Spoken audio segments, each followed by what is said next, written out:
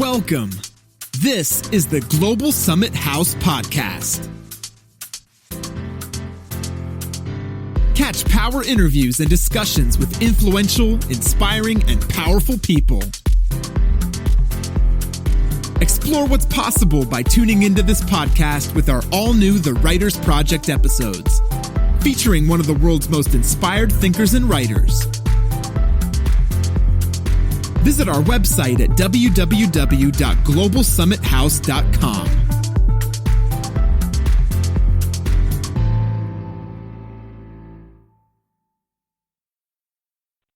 Blog Talk Radio.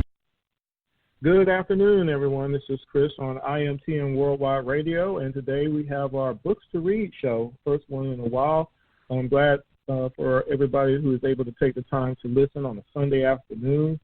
Also not a typical day I'm doing the show, but hopefully everybody is available. 646-652-4479 is the number.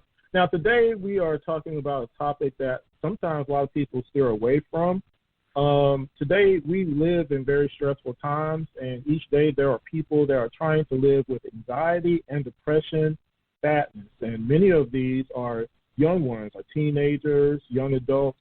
And unfortunately, these feelings are leading to suicide. And if you notice, there's a rise in teen suicides right now in the United States. Is there anything that can be done to help them cope and to try to turn the tide of this? This is what we're going to be discussing today. Dr. Alisa Devlin will be discussing on our latest Books to Read show, her book, From Both Sides of the Chair. She's going to cover details in regards to what causes anxiety, being able to live with it, dealing with it. If you know anyone who should really listen to this show, I urge them, hey, don't miss this one. Tune in, listen in, call in. Of course, you can follow the show on Instagram and Facebook under the IMTM Worldwide Radio page, and, of course, Twitter, IMTM Radio. And please, if possible, download the Spreaker app and follow the IMTM Worldwide Radio page. With that being said, let's go ahead and introduce our guest for this afternoon, Dr. Alisa Devlin. Dr. Devlin, are you there? Hi, how are you? Thank you for having me. I appreciate it, and I'm very honored to have time to talk. I absolutely love educating people, because I think that is the only way that, first of all, the stigma that is attached to mental illness is going to slowly, I wish not slowly, but fade away, and encourage people to seek help. And that's the key for any of this, for any of this to, for us to make progress in helping people. Very, very well said, Doctor. And you mentioned it. It's an education factor, and sometimes, well, that's why I even mentioned at the beginning of my intro. It's something that sometimes skirted, sometimes kind of pushed aside, and when you don't know, it's kind of hard to help anybody when you don't know. You don't know the signs. You can't tell what's wrong, and people in certain cases always kind of push others away to say, I'm okay and everything. But we've seen it just time and time again where they're not really okay. So I'm glad to be able to have you on to be able to discuss this particular topic as well. But before we get started, as I try to do on, especially if it's a first-time guest, and this is your case, the first time I've ever gotten a chance to interview you, I'd like to give the audience a chance to kind of find out a little bit about you, of course. Doctor, where are you from originally, and where did you grow up? I'm from Philadelphia. No, I didn't. I never threw a battery at Santa Claus or a snowball. But I am a very passionate Philadelphia fan. I grew up across the bridge, just a couple miles, but I could see the skyline, and I spent a tremendous amount of time in Philadelphia on weekends with my grandmother at a very, very young age. and she would, I would say, make me streetwise and teach me a lot of lessons. And at that time, I was raised by my father during the day because he worked night work. And during the day, my mother worked, obviously, day work. So it wasn't a conventional type of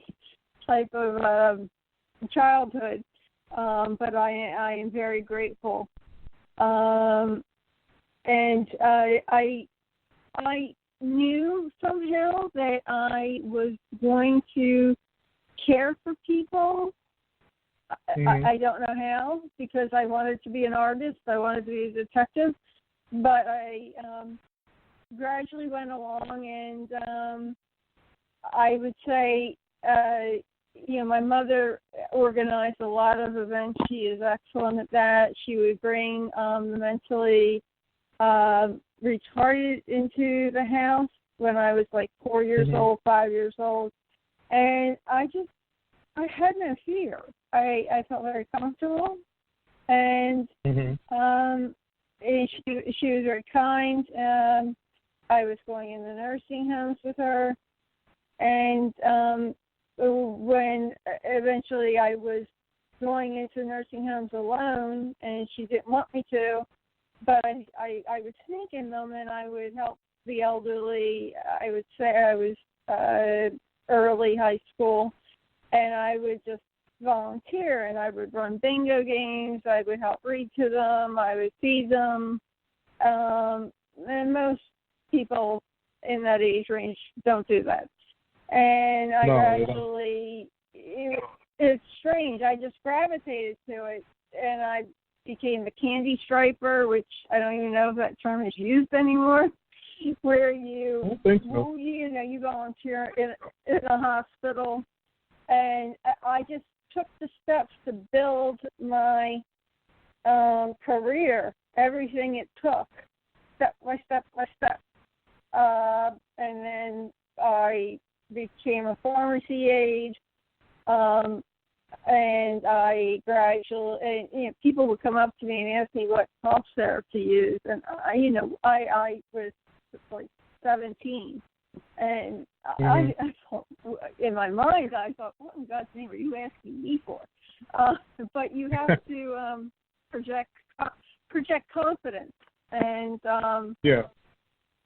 And gradually I became a nurse's aide, a certified nurse's aide, and I worked during vacations in college, and that really, I think every doctor should do that, because all you do is, I was pooped on, peed on, slapped, kicked, punched, and you have to shower, dress, make their beds of like your list of 6 patients before noon, and it takes it's a lot of work.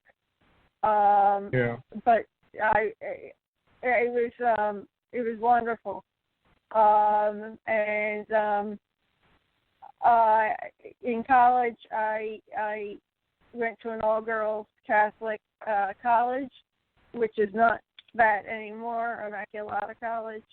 It's now Immaculata University, co-ed, and it is wonderful. I was taught by nuns and professors that if it weren't for them, I would have never made it. I really wouldn't have.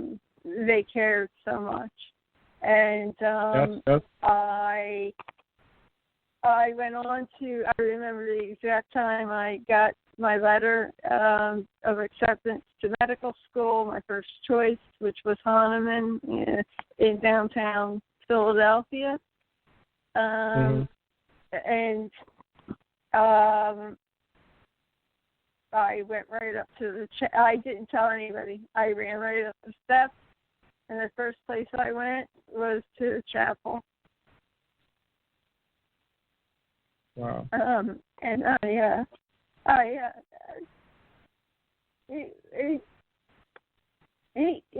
I remember exactly what I did. I was so thankful. So once I got that, I immediately was able. I didn't have any money, and I am gay, and my parents disowned me,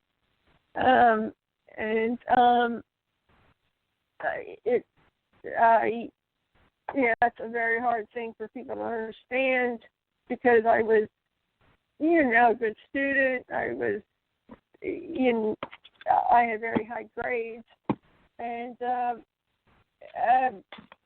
I immediately was able to apply to the military for a scholarship, and I got one and joined the Army.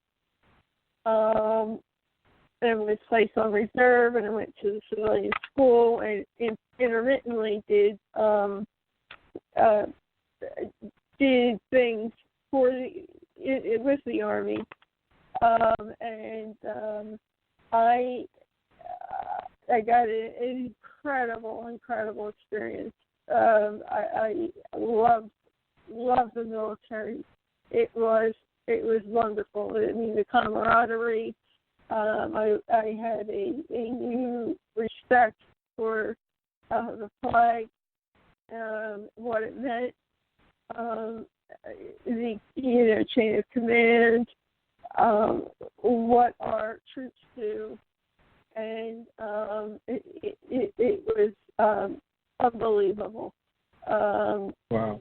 So Dr. Devlin, because for Dr. Devlin, I want to do this because, first of all, you've done a great job of actually very much answering a lot of the questions I was going to ask. And hopefully the audience, 646-652-4479 is the number, y'all, has enjoyed telling your story thus far. But I want to do just a little bit of a recap for those who might have just joined in. We're talking to Dr. Alisa Devlin. Right now we're talking about her experiences growing up as a young lady in Philadelphia, and of course me being an Atlanta fan, I won't hold that against you, Dr. Devlin. But your experience, you know, I had to get you. Yeah, you know I had to get you eventually. I got you. But your childhood definitely, in regards to, well, one thing I actually just want to say in general, and then I'm gonna let you continue, is anything that you do that's related to helping people, you have to really like people. Anything along the lines of being in front of a person and saying that you're going to help them or want to help them, whether it be physically or mentally, anything along those lines, you really have to actually care about that person's welfare. And that's hard to do in most cases for people because it's not something that is initially taught. And there just has to be something inside of you to want to be drawn. And it's kind of like you were talking about going into the hospitals and with the older ones and things of that nature, someone who might be mentally challenged and things of that nature. Most kids would be intimidated, they'd be scared, just outright don't want to do anything along those lines. You gravitated towards that, and it kind of, like you said, stair-stepped you in a particular path, going through, nursing and then medical school, things of that nature, to where eventually you became a doctor. So I just wanted to just give the audience just a little brief recap in regards to that part, because that definitely goes into where you are now. Because I do have this question that I want to get to, is with all of the things that you experienced as a young person going through school and things of this nature, when was it, I guess, the first time that you felt that the study of our topic for today came into play, and then even wanted to write about it? Did writing become something that you thought about before the study of it, as far as the field itself, something specific about it? Which came first, and how did you come about it?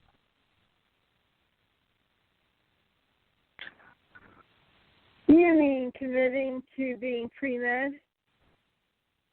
Correct. Choosing that as my major in college? Correct. Biology, chemistry? Yes. Yes.